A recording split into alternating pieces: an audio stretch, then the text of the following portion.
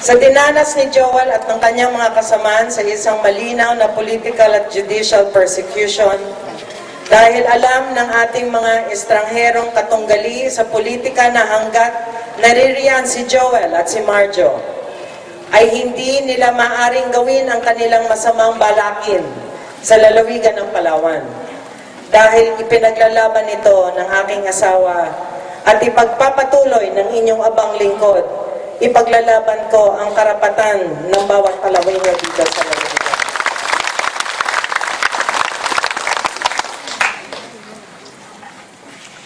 Mga kababayan, dahil sa inyong suporta, hindi po ako pinaghihinaan ng loob sa kabila ng panghalipusta at panlalait na ginagawa sa aming pamilya ng aming mga kalaban.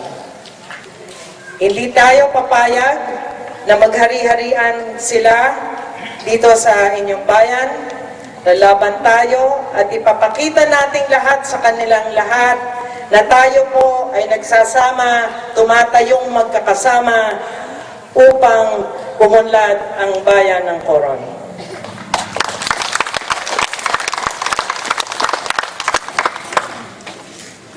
Sa aking asawa na si Joel, kung saan ka man,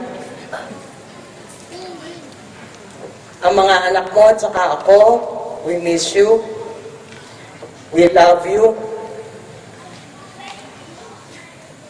Nangangako ko sa iyo na ako ay tatayo hindi lamang isang ina sa ating mga anak, tatayo rin ako ang ama para sa kanila. Pinangangako ko po sa inyo mga mahal kong mga kababayan. And I promise to you, Joel, that I will continue your good work. And I will not let our enemies destroy what you have started.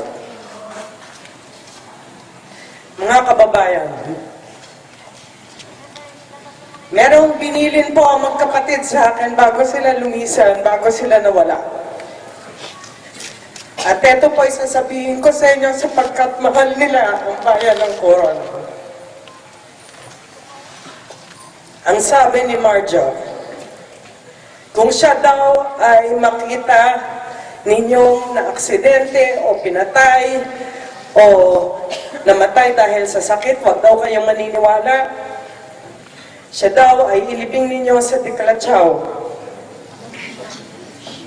Sa aking asawa na si Joel, sabi niya, kung siya daw ay nagkasakit, pinatay, o kung anuman dahilan, aksidente, huwag daw kayong maniniwala, mga mahal kong mga kababayan.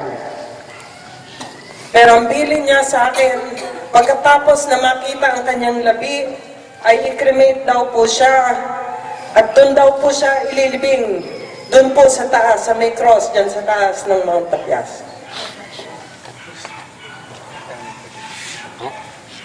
Sa aking pagtatapos po, mga kababayan, mga bugtititinay, mga kasimanwa, aga, pasalamat kami sa inyong pagsuporta. Igpag-igma sa aming pamilya.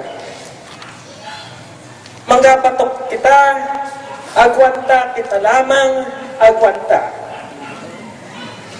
Ipangadi na len sa ating Ginoong Diyos, nga tawan,